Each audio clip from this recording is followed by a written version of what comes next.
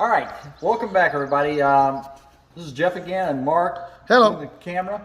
We're going to be draining the Transaxle oil, 75W90. So we've already removed the under trays, fore and aft, to get access to this. This is a 458. Yeah, it's a 458. I have other videos removing and installing the trays, so I really don't need to cover that, I don't think. But anyway, I'll come out over here. Like I said, we've got the trays removed for some other stuff that we're doing also currently. But we're to drain this. I've got two drain plugs over here that I'm going to show you, and they're a number 8 torque bit. So, Allen. Or Allen bit, I mean. This is a number 8 Allen. So what you want to do here is there is this fitting right here after this brace on the passenger side, and then there's two here on the forward side, but you want to do the one closest to the axle. So it's almost directly underneath the axle here. So you want to remove this one also, same size. Remove these two, and then that should drain the transaxle fluid. And then once we get it drained, we'll reinstall them and then service it. So we're going to go ahead and drain this right now, and we'll catch you in a few. All right, we were going to start to drain it, but we're going to see here, to get access to the fill port, we're going to take it off just to kind of give it some air so it can flow a little easier draining. But you got to take this cover off here. The plug is like right here, and looks like these are number 8s again, and then there's a smaller one which is probably like a 4 or 5 up on the upper left there. There it is. But this is very inconvenient. The one is right above this clamp for the muffler. So that might be a pain There it is. to get out of there. We'll see. It may take a little while, but we're going to have to remove those. So we're going to remove this plate, and then, like I said, the plug is underneath here. We'll show you once the plate is removed. All right? All right. We've got our plate off finally. There was two number 8s here with spacers, and a number It was a 4. 4 with the spacer that's kind of towards the top on the left-hand side. Obviously, here's the plate. Like I said, it was kind of bare, and great engineering by Ferrari there. Paid by the hour. So we've got our plug loose. This is a number 8. This is a fill port, and we're going to vent through here. So we're going to take this out. We may lose a little fluid here now, but pull it over here just in case.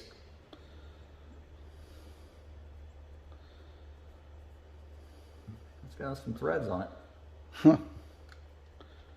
There it is. Did you catch it? Yeah, I caught it. So there's the fluid here. There's the plug. We'll keep that right there, and then we'll drain it from the bottom. So we're going to let that drain, and we'll drain the whole thing and then service it through there. All right? All right, we've got it draining right now. We've got all 3 plugs out. We've got the fill service port. It's removed. We've got the aft one after this strut, or whatever you want to call it, support beam, and then the one front. Not the center one here, but the one forward of it, underneath the axle. We've got them out. It's draining right now. The plugs seem like they're all the same. They all have like an integrated O-ring in them. These look like they're in fairly good shape. We're going to reuse them. Ferrari probably wants you to change them. That's probably at your own discretion. We don't have them. We don't have them. The customer gave us crush washers, but these do not have any crush washers. Like I said, the seal is actually in the plug itself. It looks like a Teflon or something in there. You can so I know it's an O-ring you can remove. It looks like it's integrated. I'm sure it's an O-ring. You may be able to get the O-ring. But they're all the same. They all look the same. Probably the torques are all the same. We'll look the torques up here in a minute. But we'll wait for it to stop draining, and then we're going to reinstall them, and we'll look up the torques at that point. We'll let you know. All right, so it's almost done draining here. We're going to go ahead and install the plug, our 2 bottom plugs. It's 25 Newton meters or 220 inch-pounds.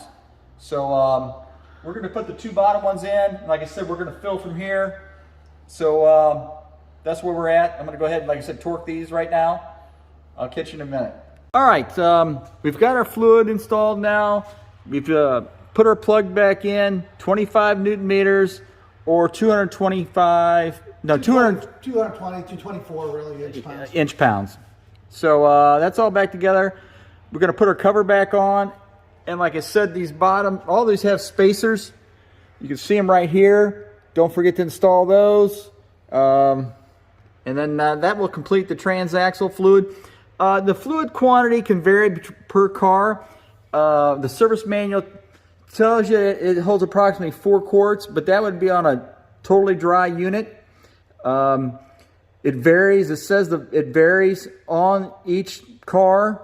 It says when you're filling it, fill it slowly, let it settle, fill it some more. But once the fluid starts flowing out of this plug right here, and we did it 2 or 3 times just to verify, and we're full. So we put the cap back on, and like I said, the quantity can vary, and it says that right in the service manual. So other than that, once we get that cover back on and the under trays, we have other things going on. We're not going to show you at this point, but this concludes the servicing of the transaxle on a Ferrari 458 Spider. 458, all 458s should be the same. So subscribe, like us, catch us next time on the next video. Okay, everyone, I've kind of modified this plate on this Ferrari 458. Normally this hole's not here. This is where you're servicing according to the service manual. So every time you have to service this, you would have to take this plate off. So to prevent from doing that, I cut an 1.5 inch hole in the plate. So now you can remove the plug and service it without messing with this. Because if you ever notice, the hardware is behind the exhaust, and it's kind of difficult to get to, especially if you got big arms or anything. It'd be better to remove this plate. So to make it easier, I've removed this. You could probably stick a rubber plug in there, or just leave it open. It's really, this plate is kind of like a heat barrier, but most of it is to protect the transmission. If you were supposed to take like a rear end collision, it would protect the transmission from getting damaged somewhat. I'm not guaranteeing it would, but that's kind of part of this also, besides being a heat shield.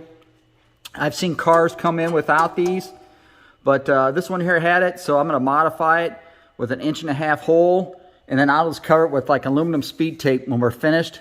So it'll still kind of protect the heat from going in through that hole, but it shouldn't be really required. But just to make it easier for next time, when you want to check the quantity, you check the level through here. Just make it easier. So just a thought, if you guys want to do that, it's like an 1.5 inch hole. So we're going to continue on with the service on it though.